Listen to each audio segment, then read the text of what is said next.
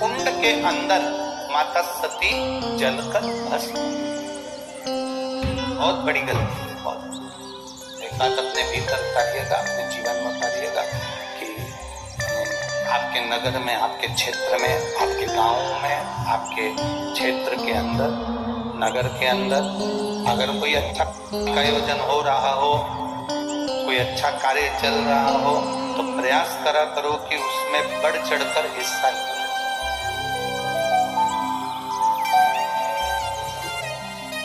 उसमें बढ़ चढ़कर हिस्सा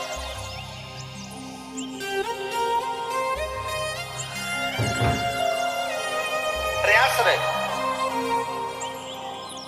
जैसे ये बुजुर्ग माताएं जो होती है ना, जब कोई नगर का जो मंदिर हो, ये जितनी बुजुर्ग माताएं बैठी हैं मेरे मैनपुरी की और आसपास की जितनी बुजुर्ग माताएं बैठी हैं, ये आसपास में मंदिर में, देवालय में, शिवालय में जब भी कोई अच्छा कार्य होता है तो ये आगे बढ़कर भजन करती हैं, कीर्तन करती हैं। अगर भजन में नहीं भी जा पाती हैं तो प्रयास रहता है कि इनका घर में से कोई चिरौंजी पहुंच जाए, चना पहुंच जाए, गुड़ पहुंच जाए, कोई ऐसी सामग्री पहुंच जाए जिससे वो कीर्तन के कार्य में आए।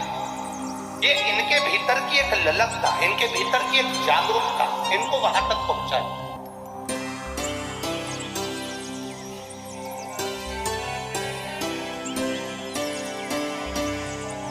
एक इनके भीतर की एक उत्साह, एक इनके भीतर का एक उमंग इनको वहां तक पहुंचा। शिव कथा कर, शिव महापुराण की कथा वर्णन कर, भगवान शंकर का पावन चरित्र कहना। बन सके अच्छा करो। सती मैया ने दो गलती करी, एक तो अपने पति का कहना नहीं माना, दूसरी गलती माता सती ने यह कर दी कि सती मैया दूसरी गलती यह कर गई कि यज्ञ की कुंडी में कूदकर माता सती ने अपने प्राणों को त्याग दिया। अब आप अगर गए हो, कोई अगर कार्यक्रम में गए हो, किसी के यहाँ, तुम्हारे देवर के यहाँ सत्यनारायण जी की कथा है, तुम्हारे जेठ के यहाँ मकान का मुहूर्त है, तुम्हारी जेठानी के यहाँ पर कोई यज्ञ है, कोई अनुष्ठान है, तुम्हारे परिवार में कोई अच्छा कार्यक्रम हो रहा है, तुमसे बन सके तो उसमें सहयोग करो, ना बने तो उसमें अड़चन उत्पन्न ना हो। ये प्रयास रहे तुम्हारा कि उसमें अड़चन ना हो।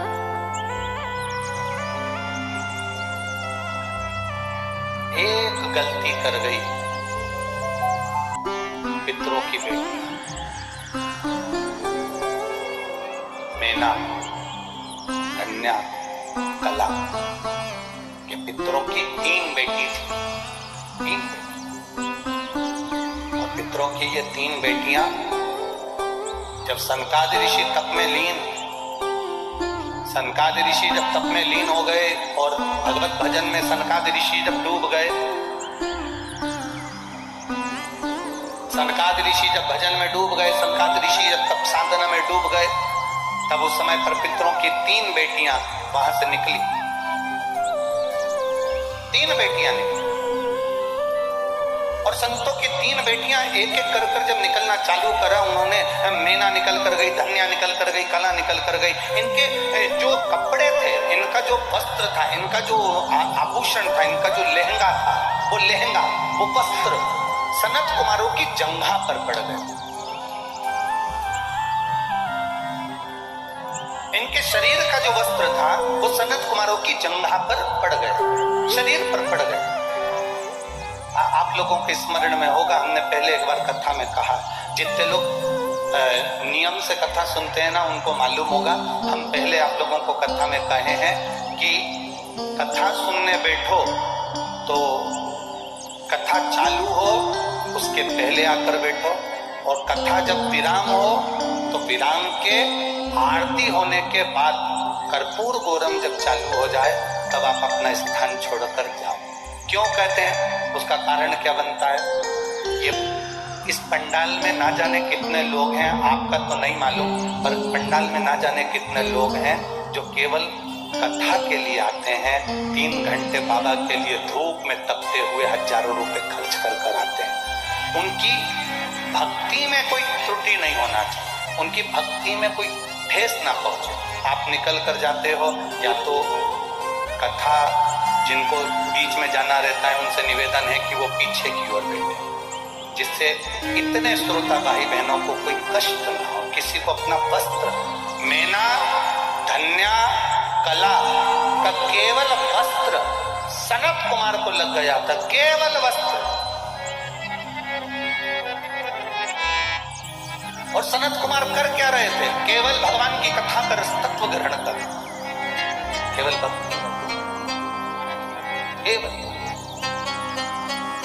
श्राप दे दिया।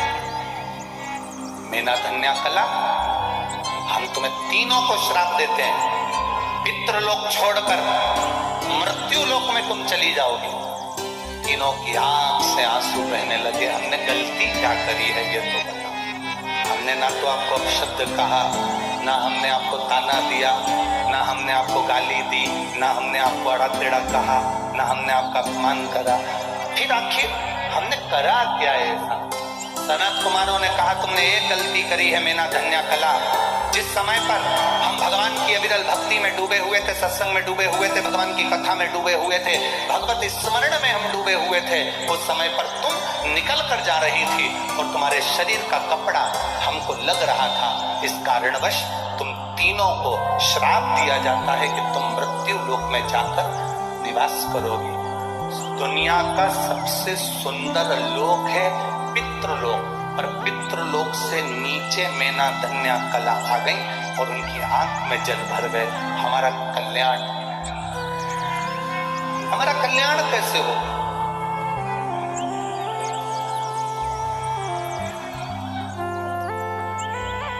हमारा कल्याण कैसे होगा? कैसे? तब कहा, उसी समय पर वर्णन किया है महाराज, कथा करे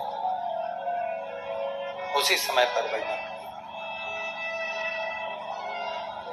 तुम तीनों की गोद में 3 देवियां आकर विराजमान होंगी। वो 3 देवियां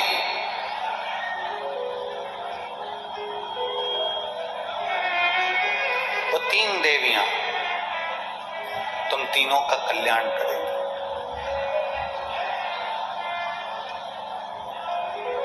शिव कथा कह रही है, भगवान शंकर का संवाद कर रहा है, शिव महापुराण का चरित्र कह रहा है, शिव महापुराण की कथा कह रही है। मैना धन्या कला मृत्युलोक में आ गई। तीनों ने अर्चना करना प्रारंभ करी। अब आराधना करें तो किसकी करें? मैना ने भी आराधना करी शिव जी की, धन्या ने भी आराधना करी शिव जी की, कला ने भी आराधना करी देवादिदेव महादेव की। तीनों ने आराधना करी। समय आया, मैना की गोद में माता पार्वती जी प्रकट हो गई और ऐसी प्रगति जिन्होंने भगवान शिव के साथ में मंगल विवाह का आनंद पाया।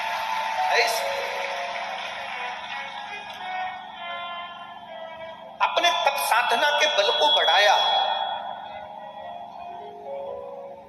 और जब तप साधना का बल बढ़ता है, एक पत्र आया है, देखिए पत्रों में,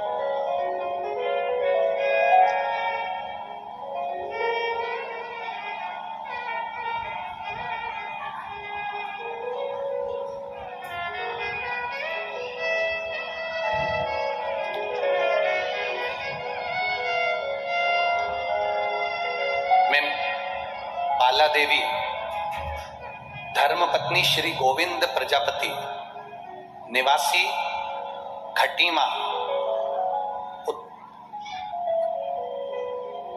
उत्तराखंड से आई हूं। कहीं बैठी हैं? आप ही हैं? दोनों हाथ हिला दो एक बार ऐसा। हाँ हिलाओ ऐसा। हाँ, मैं बाला देवी धर्मपत्नी श्री गोविंद प्रजापति निवासी खटीमा उत्तराखंड से आई हूँ गुरुजी। कोटि कोटि धन्यवाद करने के लिए, बाबा के चरणों को नमन करने के लिए आई हूँ। मैं बाबा की महिमा का क्या गुणगान करूं गुरुदेव। बाबा ने मुझे बहुत दुखों से उबार दिया और जीवन में उनका जितना भी धन्यवाद करूं वो कम है गुरुजी। मेरे पति के हृदय के पास में एक गठान हो गई थी।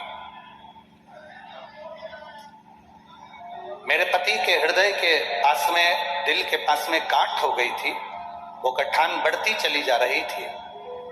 डॉक्टरों को दिखाया तो डॉक्टरों ने उसका ऑपरेशन करने का बोला, पर वो हृदय के पास थी, दिल के पास थी, इसलिए ऑपरेशन भी थोड़ा सा डिफिकल्ट था। गुरुदेव, सारी जगह का इलाज करवाया पर वो गठान ठीक नहीं हुई, ऑपरेशन ही उसका एक सार तत्व था। पर करें क्या? डॉक्टर एक तरफ कह रहे थे ये गठान जांच के लिए जाएगी, हृदय के पास की गठान है, तुम्हारे पति को जांच होकर आएगी, ऐसा लगता है कि गठान के कारणवश कोई बड़ी बीमारी भी है। तब किसी ने, मेरी साथी ने हमें बताया कि टीवी पर शिव महापुराण की कथा आती है, तुम उसको सुनना चालू करो। हमने शिव महापुराण की कथा सुनना चालू करी। एक लोटा जल शिवजी पर चढ़ाकर थोड़ी सी जल झेल कर लाते, पति को आचमन करा देते, एक बेलपत्री उठाकर लाते, अपने पति को दे देते गुरुदेव, उनको चबा चबा कर खिलाया। कई बार बेलपत्र खाने से मुंह में छाड़ छाड़ हो जाता तो हम पीस कर बेलपत्री देकर उनको पानी से निगलवा देते। बाबा, हम क्या वर्णन करें उस बेलपत्री और जल का। केवल 15 दिन निकले और जांच कराने के लिए जब पहुंचे तो मेरे पति के छाती में जो गठान थी वो गल चुकी थी। इसलिए हम बाबा के पंडाल में यहाँ प्रणाम करने आए। अब ठीक है दीदी, आराम है उनको? दोनों हाथ उठा दो एक बार। साथ में आए हैं क्या? आए हुए? हाँ तो हाथ हिला दो एक बार। हर हर महादेव। बैठिए। श्री शिवाय नमस्ते। एक पत्र बड़ा सुंदर आया है। मैं प्रतिभा चौहान, मेरे पति अरविंद चौहान, मैं ग्राम केशवपुर, जिला मैनपुरी से हूं। मेरा मोबाइल नंबर ये है। गुरुदेव, एक लोटे जल का मैं क्या वर्णन करूं। मैं 2020 से आपकी कथा टीवी पर सुन रही हूं। कहीं बैठी हो तो हाथ हिला सकती हैं। कहीं बैठी हो प्रतिभा चौहान, पति श्री अरविंद चौहान, ग्राम केशवपुर, जिला मैनपुरी। कहीं बैठी हो तो हाथ हिला सकती हैं। पीछे, सबसे पीछे हैं। हाँ, हाथ हिला दो एक बार वापिस। हाँ ठीक है। हाँ दिख गए, दिख गए। एक बार वापिस हिला दो हाथ। ठीक है। गुरुदेव, मेरा बेटा शिव, जो कि बहुत समय से सरकारी नौकरी के लिए प्रयास कर रहा था पर सरकारी नौकरी उसकी लग नहीं रही थी, 1-2 नंबर से रह जाता था। मैंने पशुपतिनाथ का व्रत किया और बाबा देवादिदेव महादेव से विनती करी। बाबा की कृपा से, शिव जी की करुणा से मेरा बेटा शंकर भगवान पर शहद लगाकर, बेलपत्री लगाकर शंकर को जल चढ़ाकर गया और नौकरी के लिए एग्जाम में बैठा। बाबा की कृपा से मेरे बेटे की 9/9/2021 में जेल पुलिस में उसकी ज्वाइनिंग हो गई है। मैं बाबा को यहाँ धन्यवाद देने के लिए आई हूं। ये शिव तत्व। ओ घड़ी बैठिए बहन। हर हर महादेव। शिव की आराधना,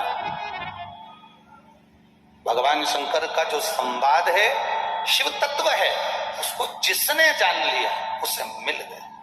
सती, तुमने गलती कर दी। पहली गलती, पिता के यहाँ समझाने पर भी नहीं मानी। दूसरी गलती, अग्नि में कूद कर प्राणों को त्याग दिया। और सती मैया, तुम कोयल की योनि पालोगी। कोयल की योनि से छूटी तब पार्वती की योनि प्राप्त हुई। भटकी मां। अगर हम बेकार कर्म करते हैं ना तो हमको भी कर्म का भोग भोगना ही पड़ता है।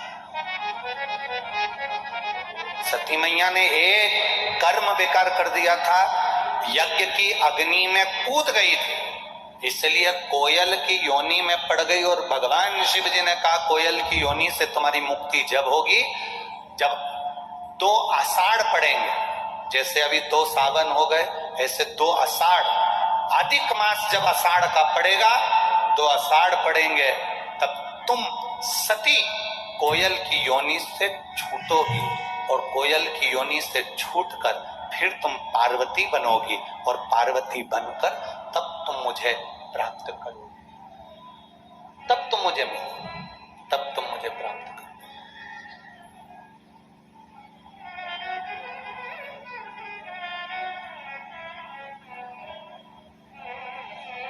एक आप लोगों ने कभी स्मरण किया है कि सभी देवताओं को लड्डू, पेड़ा, गुलाब जामुन, इमरती, भजिया, पकोड़ा, सबका भोग लगता है।